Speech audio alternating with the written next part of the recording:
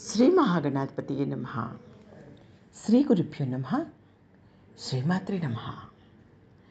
సర్వశక్తిమయి, సర్వమంగళ, సద్గతిప్రద, సర్వేశ్వరి, సర్వమయి, సర్వమంత్రస్వరూపిణి అనగా అర్థం ఏమిటి?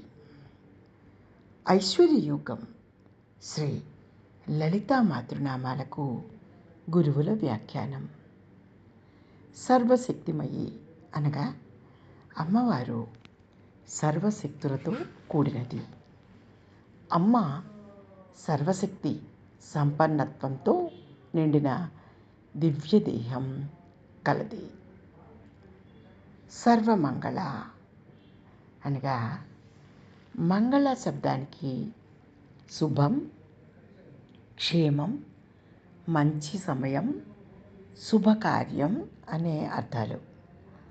తన భక్తులకు సకల శుభాలను, క్షేమాలను, ఎక్కడకు వెళ్ళినా దుర్ముహూర్తాల వల్ల ఏ బాధ లేకుండా నివారించి కార్యసిద్ధి కలుగు చేయటాలు, ఇంట్లో శుభకార్యాలు ప్రసాదిస్తోంది కనుక అమ్మను సర్వమంగళ అన్నారు. సద్గతిప్రద అనగా అమ్మవారు సద్గతులను ఇస్తుంది అని అర్థం. సర్వేశ్వరి అనగా ఈశ్వరి అనగా రాణి, అధిష్టాన దేవత.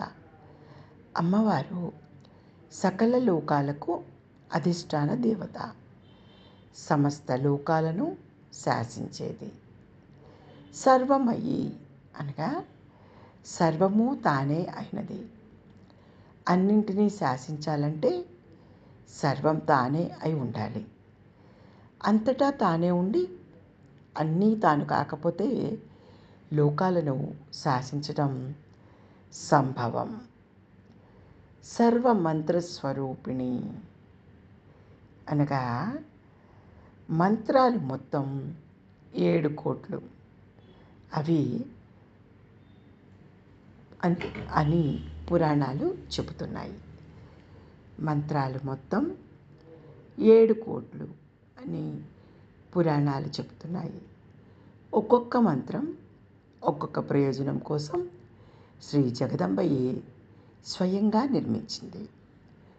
కొన్నింటిని అమ్మవారి రూపంలోనూ, కొన్నింటిని త్రిమూర్తుల రూపంలోనూ, కొన్నింటిని ఋషుల రూపంలోనూ లోకానికి అందించింది జగన్మాత.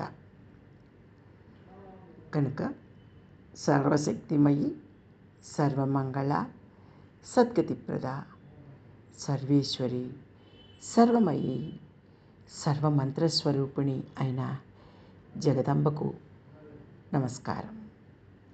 నమః శివాయ చ నమః శివాయ. బలం గురోర్ప్రవర్తతాం.